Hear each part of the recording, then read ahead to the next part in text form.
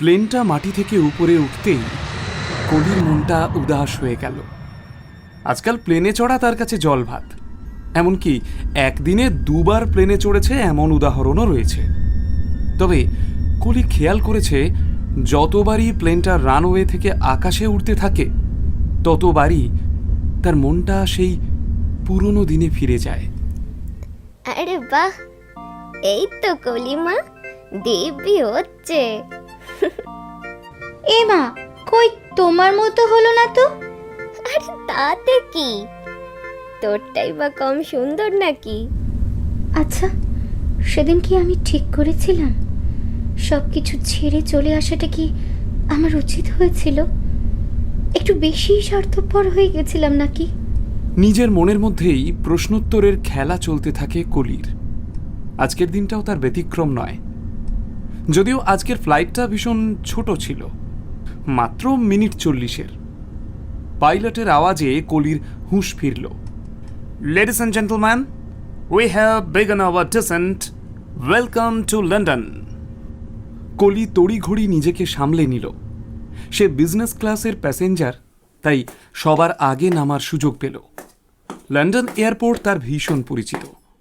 সেই ছোটবেলা থেকে শুনে এসেছি লন্ডন নাকি বিশাল বড় শহর, আর আজ এই শহরে আমার রোজকার যাতায়াত। 15টা বছরে গোটা জীবনটাই পাল্টে গেল আমার। একটা দীর্ঘশ্বাস ছেড়ে সে কফি শপে গিয়ে বসল। 1 কফি প্লিজ।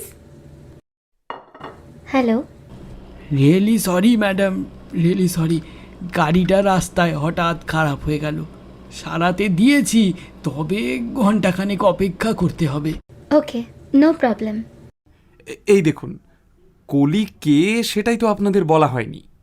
কলির পুরো নাম কৃষ্ণ কলি, কিন্তু বিদেশিদের উচ্চারণের সুবিধার জন্য সে নিজেকে শুধু কলি বলেই পরিচয় দেয়। পশ্চিমবাংলার একটা ছোট্ট শহরের শ্যামলা রোগা মেয়ে কলি আজ বিদেশের অন্যতম নামী আর্ট গ্যালারির মালকিন। তার জার্নিটা সহজ ছিল না। প্রথম বিদেশে এসে বেশ কয়েকটা দিন তাকে ফুটপাতেও থাকতে হয়েছে।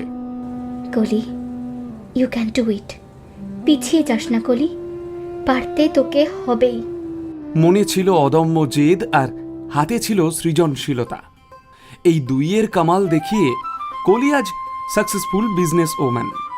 সেই কলি আজ লন্ডনে এসেছে একটা বড় প্রজেক্টের জন্য সাইন করতে।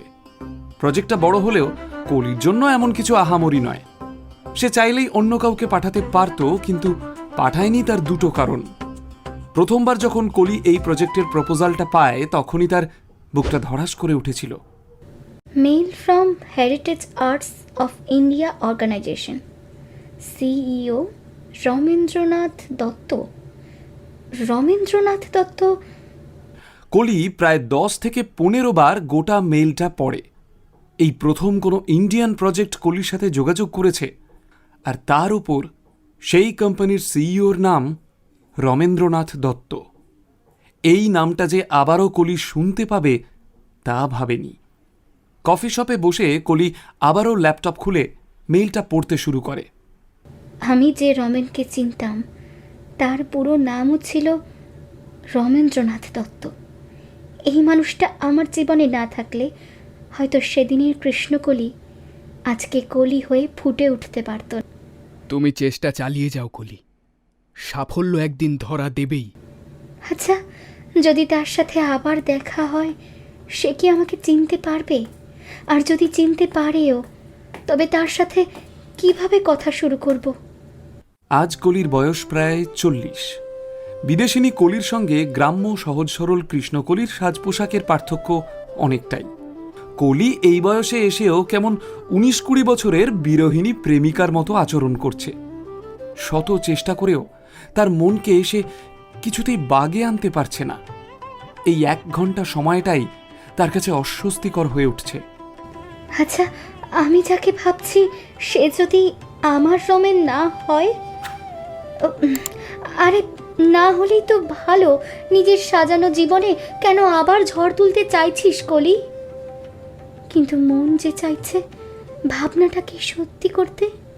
এমন সময় ফোনের রিংটোনে কলির চিন্তার জাল ছিন্ন হলো। ফোনটা ধরতেই কলি জানল তার জন্য গাড়ি এসে গেছে। এয়ারপোর্ট থেকে ডিরেক্টলি তার লন্ডনের অফিসে যাবে। এখানেই এই ইন্ডিয়ান প্রজেক্টের সিইওর সাথে মিটিং ফিক্সড হয়েছে। গাড়িতে যেতে যেতে কলি মিটিংয়ের পয়েন্টগুলো একবার ঝালিয়ে নিতে লাগলো। ঝাঁ চকচকে অফিসের মধ্যে পা রাখতেই আশপাশ থেকে ছুটে এলো তার কর্মচারীরা। লন্ডনের অফিসে কর্মচারীর সংখ্যা প্রায় 200-র কাছাকাছি। ম্যাডাম, আসতে কোনো অসুবিধা হয়নি তো? ম্যাডাম, আপনার জন্য কফি আনি? আর কিছু লাগলে প্লিজ জানাবেন। কলির এই চাটুকারিতায় ভীষণ অস্বস্তি হয়, কিন্তু কর্পোরেট কালচারে এইটুকু মেনে নেওয়া ছাড়া উপায় নেই। মিস্টার স্টিফেন, আমি আমার রুমে বসছি, প্লিজ 1 কাপ গরম কফি পাঠিয়ে দেবেন। আর ক্লায়েন্টরা কখন আসছেন সেটার ডিটেলসও আমার এখনই চাই। নিশ্চয়ই ম্যাডাম, এক্ষুনি ব্যবস্থা করছি। নিজের রুমে ঢুকে কলি কাজে মন দিল। রমেন যেই হোক না কেন, প্রজেক্টটা ভীষণই ইন্টারেস্টিং। গোটা ভারতের বেশ কিছু হারিয়ে যাওয়া ট্রাইবাল আর্ট ফর্মকে আধুনিকভাবে তুলে ধরা হয়েছে। বোঝাই যাচ্ছে কাজটার পেছনে অনেক বছরের রিসার্চ রয়েছে। এই ধরনের কাজ যে কোনো আর্ট গ্যালারি লুফে নেবে। প্রজেক্টটা পেলে এই ইন্ডাস্ট্রিতে কলির একটা আলাদা সম্মান থাকবে। ম্যাডাম, আপনার কফি। ক্লায়েন্টরা আর 1 ঘন্টার মধ্যেই চলে আসবেন। যারা আমাদের হয়ে প্রেজেন্টেশন দেবে তাদের সবাইকে তৈরি থাকতে বলো। আর মিটিং রুমটা তৈরি আছে নিশ্চয়ই? নিশ্চয়ই ম্যাডাম। বেশ, তুমি যাও। ঘণ্টাখানেকের মধ্যেই সেই ইন্ডিয়ান টিম অফিসে এসে উপস্থিত হলো।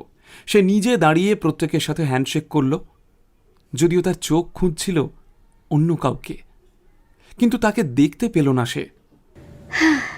যাক, যা হয়েছে ভালোই হয়েছে। মিটিংটা শেষ হতে বিশেষ সময় লাগলো না। এই ইন্ডিয়ান কোম্পানির অর্ধেক মালিক যতীন নামের একটি ছেলে।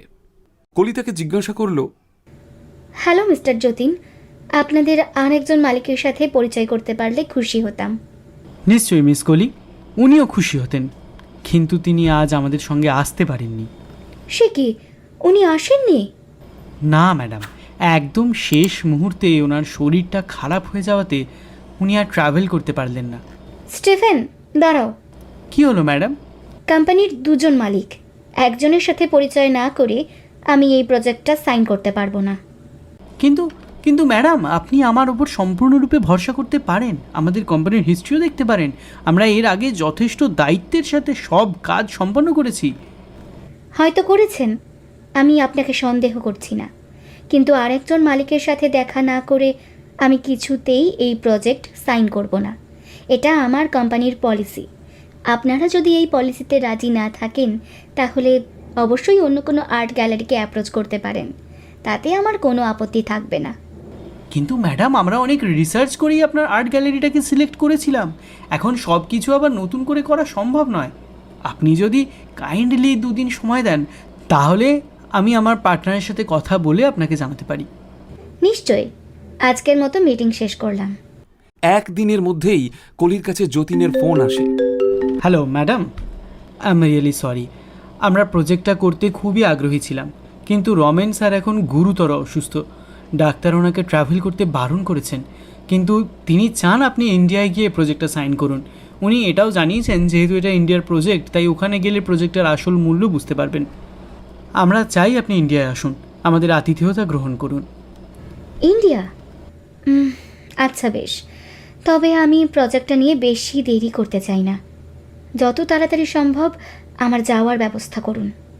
নিশ্চয়ই ম্যাডাম, আমরা সব কিছু ঠিক করে আপনার কাছে পাঠিয়ে দেব। মাত্র 1 সপ্তাহের মধ্যেই টিকিট থেকে শুরু করে থাকার ব্যবস্থা সব কিছুই হয়ে গেল। কলি আজ দীর্ঘ 15 বছর পর ইন্ডিয়া যাওয়ার প্লেনে চড়ে বসল। এয়ারপোর্টে আগে থেকেই কোম্পানির গাড়ি দাঁড়িয়েছিল। এতটা প্লেন জার্নির ধকল সামলানোর জন্য যতীন চেয়েছিল 2 দিন বাদে মিটিং রাখতে। না না, আমি যেদিন ল্যান্ড করব সেই দিনই মিটিংটা ফিক্স করতে চাই। আশা করি তাতে আপনাদের কোনো রকম সমস্যা হবে না। না ম্যাডাম, আপনি যদি রাজি থাকেন আমাদের কোনো সমস্যা নেই। আর আমার শর্তটা খেয়াল আছে নিশ্চয়ই? 2 জন মালিককেই উপস্থিত থাকতে হবে। আচ্ছা, আজকে সত্যিই দেখা হবে? দেখা হলে কি বলবো? ম্যাডাম, ম্যাডাম শুনছেন? মিস্টার রমেন চান আপনার সাথে প্রাইভেটলি কিছু ডিসকাস করতে। ডিসকাশন হয়ে গেলেই আমরা ডিল সাইন করার দিকে এগোতে পারি। বেশ, আমার কোনো আপত্তি নেই। এই শোনো, ম্যাডামকে স্যারের মিটিং রুমে নিয়ে যাও প্লিজ। একজন সুঠামদেহী পুরুষ জানলার দিকে মুখ করে তাকিয়ে রয়েছে। ক্লায়েন্টের থেকে এই ধরনের ব্যবহার কলি আশা করে না। সে একবার গলা খাঁকারি দিল। Excuse me. মুখে বয়সের ছাপ পড়লেও মানুষটাকে চিনতে ভুল হলো না কলির। সে যাকে খুঁজছিল সেই এই মানুষটা, তার রমেন। 15 বছর আগে যাকে একটা চিঠি লিখে ছেড়ে চলে এসেছিল সে, সেই রমেন আজ দাঁড়িয়ে আছে তার সামনে। অবাক হচ্ছ? কলি তখনও কথা বলতে পারল না। সে জানে কথা বললেই তার চোখ থেকে জল গড়িয়ে পড়বে।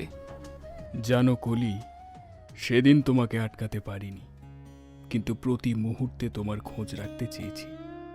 তোমার মতো অদম্য জেদ হয়তো আমার ছিল না, কিন্তু তুমি চলে যাওয়ার পরে কি যেন একটা হলো আমার। সারাটা দিন রাত কাজের মধ্যে ডুবে গেলাম। আর্ট নিয়েই কাজ, তাই তোমাকে খুঁজে পেতে বিশেষ বেগ পেতে হয়নি। কিন্তু কোন মুখে তোমার সামনে দাঁড়াবো বুঝতে পারছিলাম না। আজ তোমাকে দেখে কি যে ভীষণ খুশি হচ্ছে বোঝাতে পারবো না কলি। আচ্ছা, তোমারও কি এমন হচ্ছে? তুমি বিয়ে করনি রমেন? না, আর তোমার ইন্টারভিউ থেকে জেনেছি তুমিও করনি। তাই হয়তো আর একটু বেশি সাহস করে প্রজেক্টটা তোমার কোম্পানিতে পাঠিয়ে দিলাম। তবে ওই প্রজেক্টের পাশাপাশি আমার আরও একটা প্রপোজাল আছে। কি? আমাকে বিয়ে করবে কলি? সত্যিকারের সংসার করবে আমার সাথে? বিয়ে এই বয়সে? তোমার কি মাথা খারাপ? হ্যাঁ, আমি মানছি মাঝখানের 15টা বছর আমি তোমার সাথে কাটাতে পারতাম। সেই দিনগুলো আর ফিরে আসবে না, কিন্তু এই পৃথিবীতে আর একটা দিনও আমি তোমাকে ছাড়া কাটাতে চাই না কলি। আর বয়স, সত্যি করে বলো তো, তোমার বুকটা কি কিশোরীর মতোই ধুকপুক করছে না? কলির চোখে জল। সে মাথা নেড়ে সম্মতি জানালো। প্লিজ কলি, আমাকে ছেড়ে আর চলে যেও না। এই 15টা বছর আমার যুক্তি বুদ্ধি সব কিছু চেয়েছিল তোমার নামটা ভুলে যেতে, কিন্তু একদিনের জন্যেও আমি তোমার সাথে পাতানো সংসারের মায়া ত্যাগ করতে পারিনি। আর আমাকে তোমার থেকে দূরে যেতে দিও না রমেন। দেব না কলি, আর কোথাও যেতে দেব না তোমাকে। দীর্ঘ 15 বছরের অপেক্ষার শেষে তাদের সাজানো সংসার হয়ে উঠল সত্যিকারের।